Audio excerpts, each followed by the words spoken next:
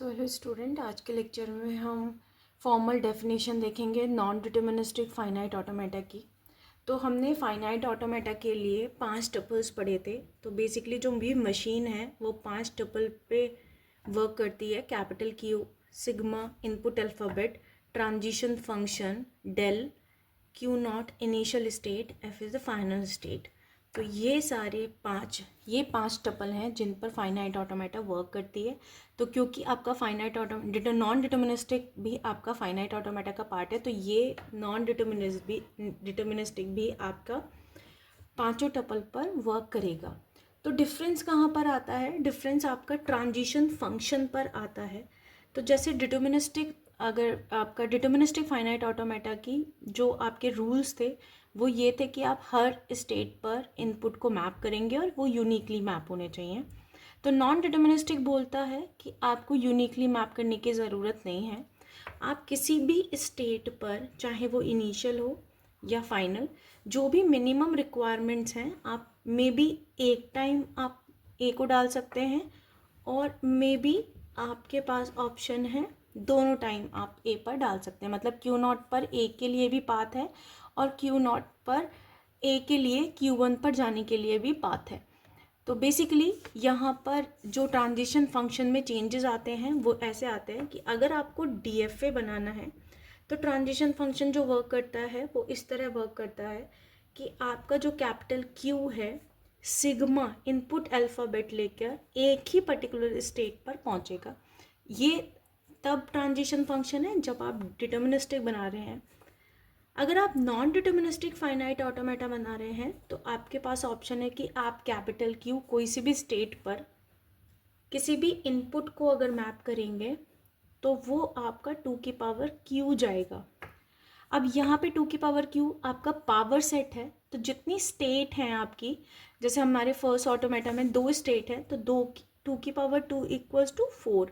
अब पॉसिबिलिटीज़ क्या होंगी ए को मैप करने के लिए? अगर आपके पास इनपुट, फॉर एग्जांपल एक इनपुट है और स्टेट मेरी 2 है, ठीक है, तो Q1 और आपकी फॉर एग्जांपल Q नॉट और Q1, और Q1 आपकी फाइनल स्टेट है।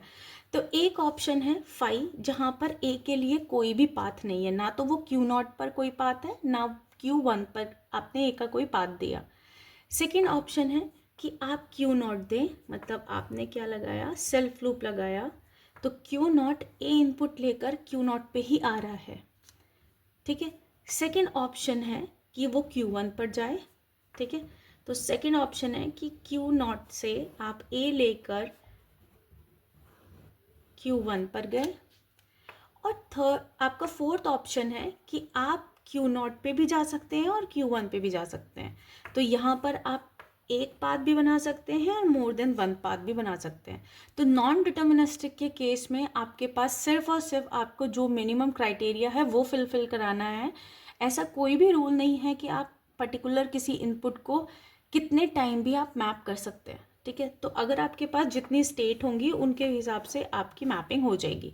तो यहाँ पर आपके 4 वेज हैं। अगर आपके पास 2 स्टेट हैं कि आप ए को मैप ही ना करें, या आप Q1 पर मैप करें। सेकेंड है आप सिर्फ और सिर्फ Q नॉट पे मैप करें, देन आपका Q1 पे मैप करें, और चाहे आप फोर्थ आप दोनों पर मैप कर सकते हैं। तो आप Q नॉट पर ए के लिए Q नॉट पे भी आ सकते हैं और Q नॉट से Q1 पर आप अगेन ए के थ्रू आप Q1 पे भी आ सकते हैं। अच्छा, तो ये कुछ इस तरह का कॉन्सेप्ट है कि हमने लिफ्ट में ग्राउंड फ्लोर पर होकर अगर हमने फर्स्ट फ्लोर प्रेस किया तो मे बी मशीन आपको ग्राउंड पे ही रखे पर्टिकुलर इनपुट के लिए, और जब उसका मन है तब वो आपको फर्स्ट फ्लोर पे भी ले जाए पर्टिकुलर इनपुट के लिए भी। तो बेसिकली जब हम अपने मशीन को डिज़ाइन करते हैं तो हम कभी भी नॉन डिटर्मिनिस्टिक मशीन लाके नहीं छोड़ते। हम फाइनली तो डीएफए ही बनाते हैं, बट कभी जब अभी आप बहुत छोटे छोटे एग्जाम्पल्स देख रहे हैं, लेकिन जब हम बहुत बड़े एग्जाम्पल्स की बात करते हैं तो डायरेक्टली डिटर्मिनिस्टिक बनाना बहुत टफ हो जाता है। तो उसके लिए आप क्या करते हैं, पहले अगर आप नॉन डिटर्मिनिस्टिक बना पा रहे हैं तो वो बनाएंगे और उसके बाद आप कन्वर्ट कर देंगे डीएफए में, ठीक है। तो इसीलिए हम एनएफए भी पढ़ते हैं, नल एनएफए भी पढ़ते हैं, क्योंकि बेसिकली जो हमें डील करनी है अपनी फाइनाइट ऑटोमेटा वो रेगुलर लैंग्वेज पर डील करनी है। तो अगर आपको रेगुलर लैंग्वेज बनानी है और रेगुलर लैंग्वेज से डायरेक्टली आपको मशीन डीएफए बनानी है तो आप कभी भी डायरेक्टली नहीं बना सकते। सबसे पहले आप रेगुलर लैंग्वेज को नल एनएफए में कन्वर्ट करेंगे, नल एनएफए से आप एनएफए में कन्वर्ट करेंगे और एनएफए से आप फाइनली डीएफए में कन्वर्ट करेंगे और फाइनली डीएफए को भी आप मिनिमाइज करेंगे अगर आपका मिनिमाइज हो पा रहा है डीएफए तो। ठीक है, तो ये सिनेरियो है आपको सब्जेक्ट पढ़ने का और फर्स्ट यूनिट को आप जिस तरह कवर करेंगे। तो यहाँ पर हम एक एग्जाम्पल लेते हैं एनएफए का। तो design an NFA with input 0,1 accept all string ending with 0,1। तो हमने डिटर्मिनिस्टिक के तो बहुत एग्जाम्पल्स देखे हैं जो हमने इस तरह के पैटर्न्स पर करे। अब हम नॉन डिटर्मिनिस्टिक में कैसे मशीन बनाते हैं यहाँ पर हम देखेंगे। तो सबसे पहले हम लैंग्वेज क्रिएट कर लें कि अगर मेरी एंडिंग 0,1 पर हो रही है तो आपकी कौन कौन से स्ट्रिंग पॉसिबल हैं। तो सबसे पहले जो मेरी मिनिमम स्ट्रिंग होगी वो ऑफकोर्स आपकी 0,1 होगी और अब आपकी स्टार्टिंग में कुछ भी हो सकता है बट एंडिंग आपकी 0,1 पे रहेगी। तो कुछ इस तरह के पैटर्न्स आपके होंगे। तो यहाँ पर हम मशीन की डिज़ाइनिंग करते हैं।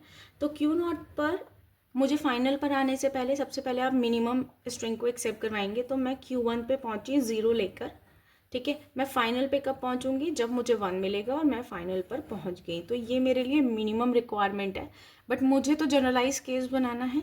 तो हमेशा आप जब भी डीएफए और या एनएफए बनाएंगे तो आप एक जनरलाइज केस बनाएंगे जहाँ पर आपकी इन्फिनिटी लेंथ पास हो।